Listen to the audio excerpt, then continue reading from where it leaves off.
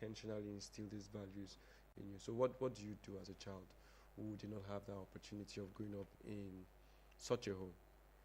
And I'm really excited about today's discussion. I'm really Yes, excited for us to, share our ideas on it, because we understand, and not everyone has this opportunity. Not definitely. everyone has this And talking opportunity. about adding up to what you just said, for some persons, you could just do a lot of things and you feel it's normal. And growing up, I remember that connected to this conversation today, my parents would tell you, you are a woman. So a woman shouldn't sit in a particular way, Mm-hmm. he will tell you a woman sits, you sit with dignity, you sit, and then if once, even if you're eating, you could be eating, and there are some kids, especially some, my sibling used to do that. She's eating, and you can hear the sound of her mouth.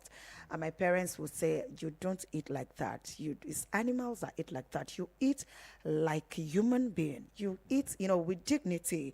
So I was growing up, I was like, "What is all this one with my dad about dignity here, dignity there? You're a woman, you sit like this." He would say, "No, woman don't sit like that. My friend sits properly."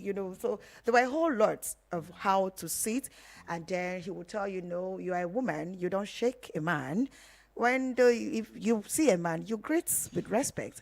And then the man can now, have to be the one that raised the hand. If the man raises the hand, you collect it. It's not a big. That is how we were taught. And then we're also taught that anyone that is your senior, like your senior, maybe you just know that this person is your senior. So you don't refer to this person by their names. So we're taught to do all this brother, sister matter, brother, sister thing. So you see that I grew up like that. So I learned to say sister this, brother that, and sister this. And even in the house, we call ourselves by the sister and the brother and the dad. So that's how it has always been for us in the past. So I think I'm really, really enjoying today's conversation because a lot of persons that are listening to us this afternoon will understand that when we talk about integrity, right, it has a whole lot, it comes with a whole lot Yeah, it does. inside It you does. saying you grew up, you don't have this, you don't have that. All right, so of course integrity right here is the quality of being honest and having a strong moral principles. It means doing the right thing even when no one is watching, maintaining consistency in actions, value, and principles, of course, and to correct the effects of wrong upbringing and foster integrity in youths. We have several steps of it. So I would like you to start with one. What are those steps, those things that you feel that are supposed to be in place to All right. correct it? All right. So to give some context, the first one I would mention is education and awareness. And why this is very, very important is, our topic today is, um, transforming youth. Yes. Youth who did not have the opportunity of, growing up in households where certain values were intentionally Yeah, instilled. instilled in And them. that keyword, intentional instilling, intentionality. Now, to just give further context, when you grow up as a child, you pick up information, you pick up values in two ways. You pick up values intentionally. Your subconsciousness picks up certain values. You pick up nuances from your parents, and you pick other values intentionally. You learn things. Your parents are intentional about, like you gave an instance where you Yes. said your dad was very intentional about the way you sat, the way you Yes. sit, the way you The way you address eat. people, the way you eat. That was your dad being intentional. And there were other things that you picked up, you know, um, that were not, but you didn't pick it up because you were intentionally looking to pick those things up. As a child, there's this thing it's called tabula rasa. You come with a Okay. very clean slate. You do not know anything, but you start picking up nuances, the way you Yes. walk, the way you talk, the way you react. Just You like start I'm speaking right exactly. You now. start picking it up from family members. Yes, kind Now, of. in today's context, we are saying that, whether subconsciously or consciously, this youth did not pick up certain values. So how do you, as a youth, pick up values that you can go forward with these values, in your everyday affair. And the most important is, education and awareness. And it's really important that you are aware that you are deficient, in this some particular areas, value set. It's really important that you come into that consciousness that, I was having a discussion with so and so person, and they pointed this out. It means I need to work on this. Yeah. Now that awareness comes first. The awareness that I need to fill up the gap in this particular. And today we're talking about integrity. This integrity it's very, very obvious. If you are deficient, as regards integrity, it's obvious. Everyone knows it, and you need to become aware that, I need to work on this, and that's where education comes in. You actively, now this is not a matter of subconscious learning. You actively pick up, values. You actively pick up skill sets that can make you a person of integrity. So those two things: education, first of all, awareness, and then education. All right, Mr. Innocent, you have something to add up to this one, education? Okay, education and awareness. Now, the idea behind this is that when a young person, because you would only know what you are taught. If you haven't been exposed to a certain body of knowledge, you would grow up and even die in ignorance. You see that? So when you are exposed to knowledge, that is you being educated about integrity, about the need to be a person of integrity. You see, so when you are educated, you see, there are people who see themselves as being complete, that they have all it takes to be an effective human, to be for themselves. They feel as though they have gotten to the point where they have the perfection. But if these people are not educated that there is more, that you can get to a point where you can be a person of integrity, they wouldn't know that. You see, so when they are educated that, okay, this is integrity, you have to be a person that is honest, upright, your words are whole, your words are complete, you don't say one thing and then say another thing, then they will now have to check for themselves. Okay, have I attained onto this level? Am I this person? Then if they are not that person, then they can start working towards it. Just like that. You see, when it comes to transformation, the first level of transformation is, like he said, awareness. Knowing that will happen or that would help you become a person of integrity is positive role models. You need to have positive role models. When we talk about transformation, you need to have a reference. You need to have a reference in transformation.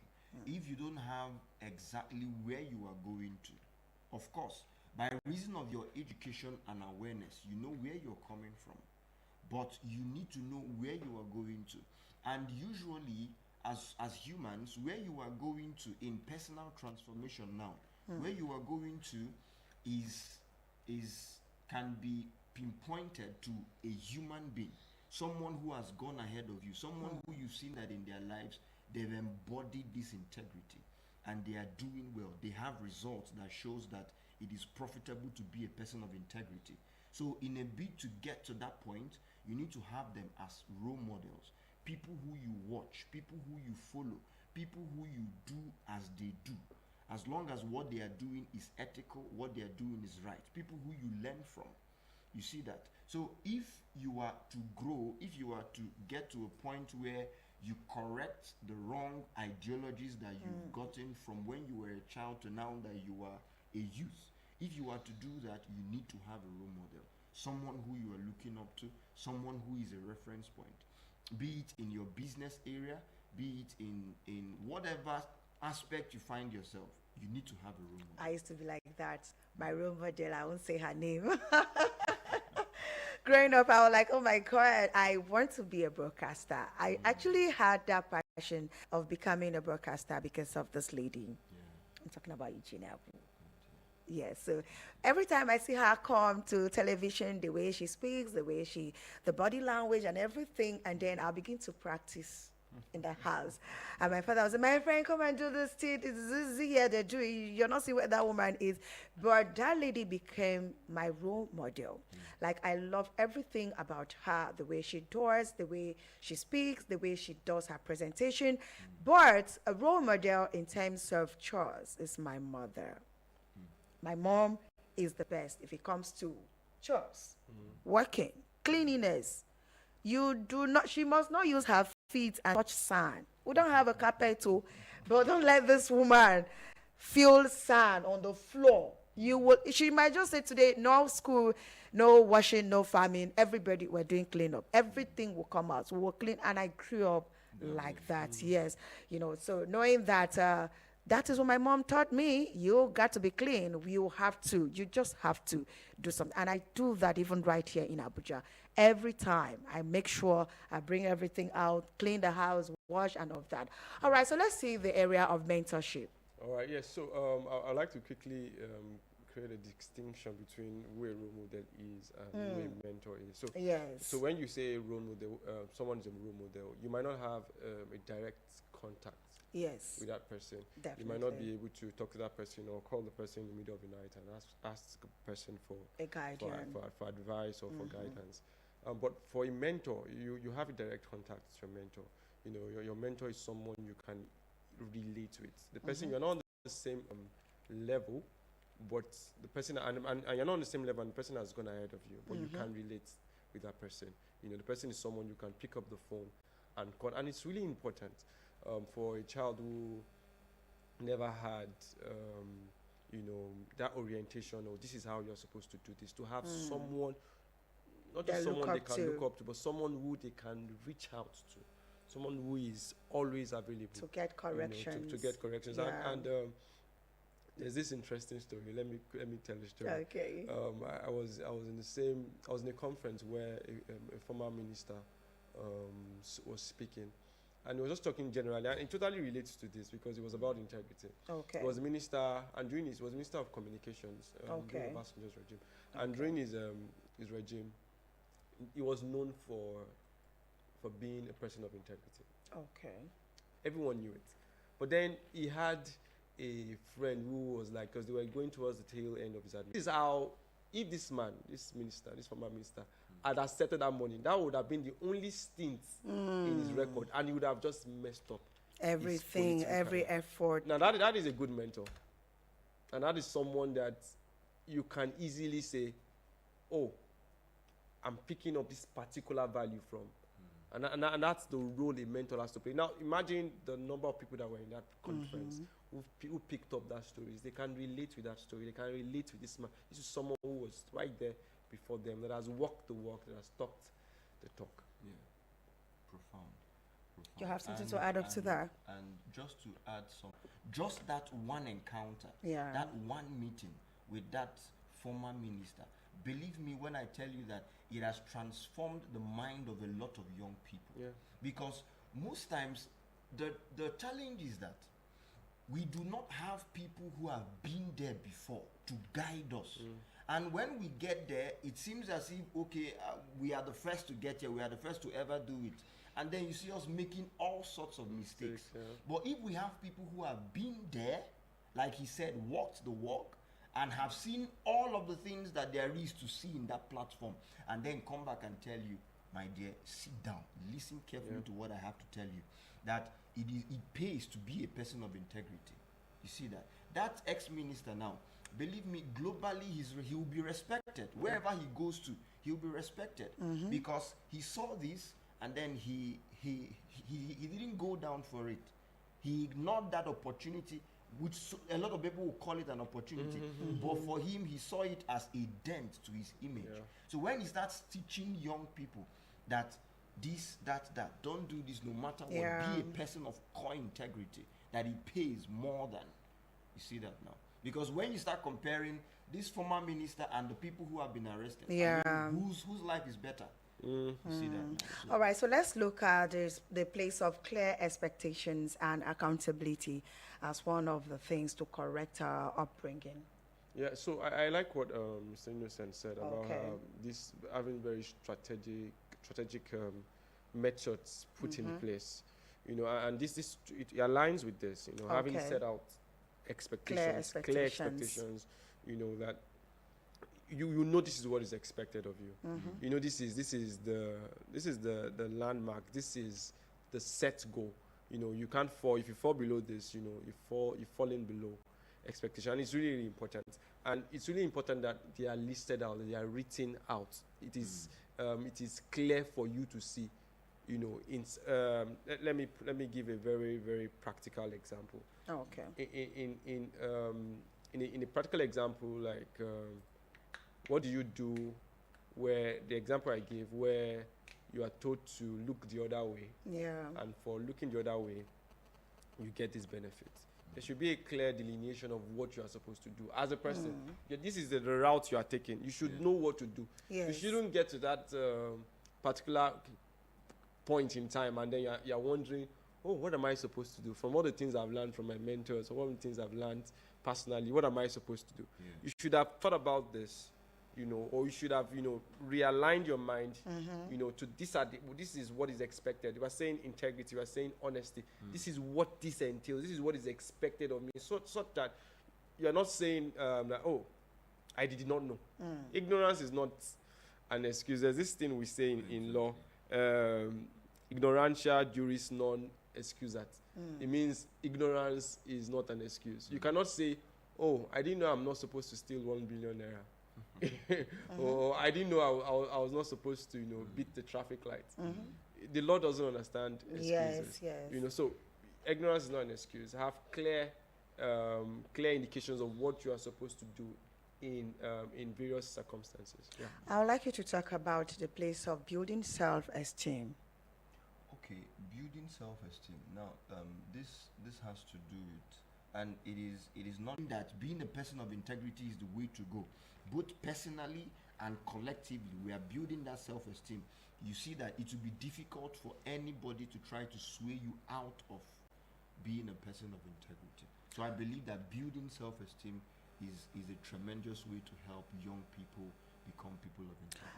All right, if you're just joining, this is Eagles 102.3 FM Abuja, and on this segment we are talking about transforming the youth, and in that we are looking at fostering integrity and correcting wrong upbringing. And of course, I'm having this conversation with Tomiwa and Innocent. I cannot forget Innocent. You know, Tomiwa comes once in a while, and of course, these guys are from Generation For society. for Society. Yes. And I thought it was a joke until I stepped in and she was crying. I was like, Angel, what is it? Say she's not going to school. That her mommy says she doesn't know what she's doing in school. That every assignment she brings home, her mom is always scolding her, reprimanding her unnecessarily, and she's not going to school. She's just 12 years. She says she's not going again, and I think she's in JS1 or so.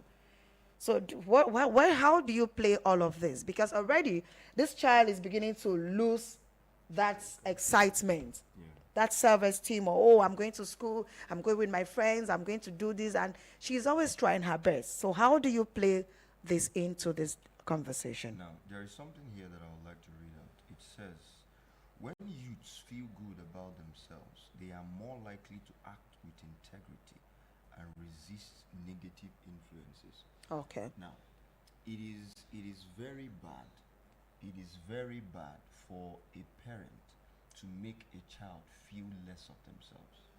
And in most cases, unfortunately, I wouldn't really blame the parents sometimes, because some of them too were brought up that way. Yeah. Some of them are doing The most child times would just it's adopt. negative.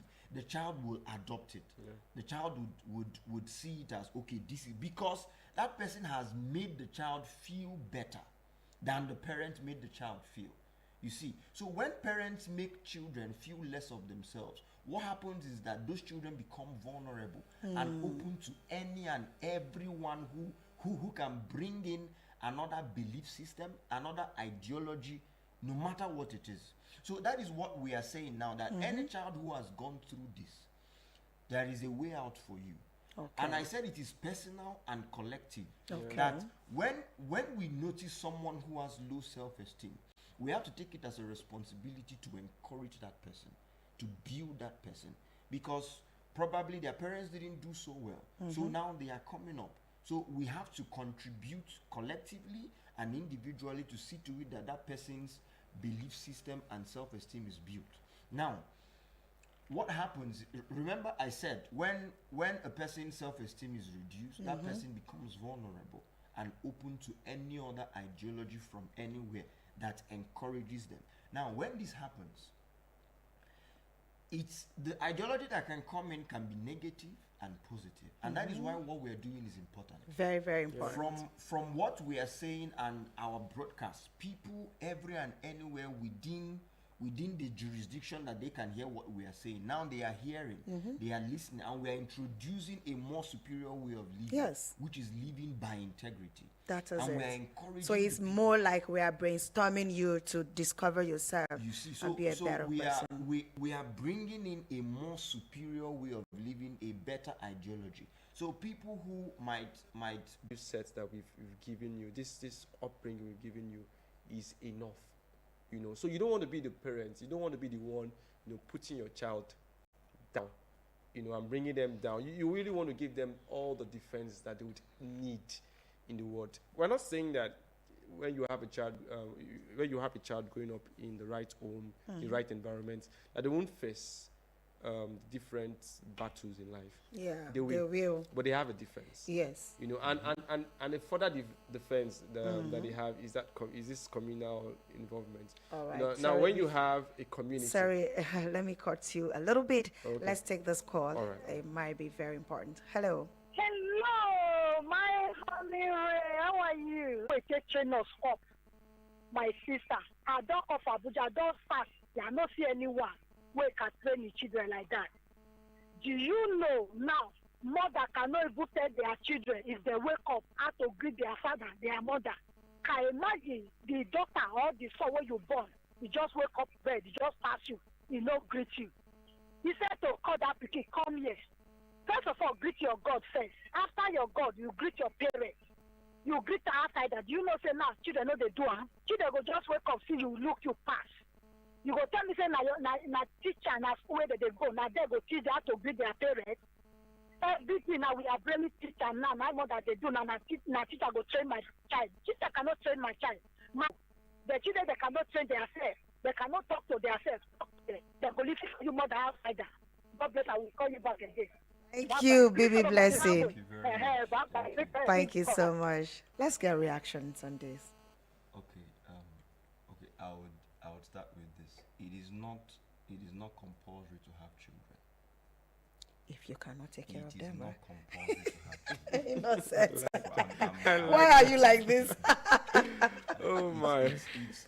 It's core irresponsibility to bring in children to this world and not train them. So it is not compulsory to have children. Believe me, it is society that we are in that have made it look as if you don't have children, there are certain achievements you've not gotten. No, if you do not have the chance, the zeal, the time, or the passion to raise children, don't bring children into this world. Be responsible people. Now, if you do bring children into this world, there has to be a balance. She was stressing on the fact that a lot of people are focusing on work, Personal lives, personal ignoring lives and the children ignoring the upbringing. children. Unfortunately, when you ignore the children, a time will come when those children will become rebels in your home. When you ignore the children, they will become rebels. And believe me, their rebellion is going to affect your finances, affect your health, affect even your mental stability. So it is important that we come to a place where we have balance. As we are working, as we are trying to bring in the income, we also devote time to raising the children. And then, it is not especially in the formative years of children, it is not the responsibility of the schools and the teachers to install core values in the children. At all. It is not the primary responsibility of teachers and schools to install core values in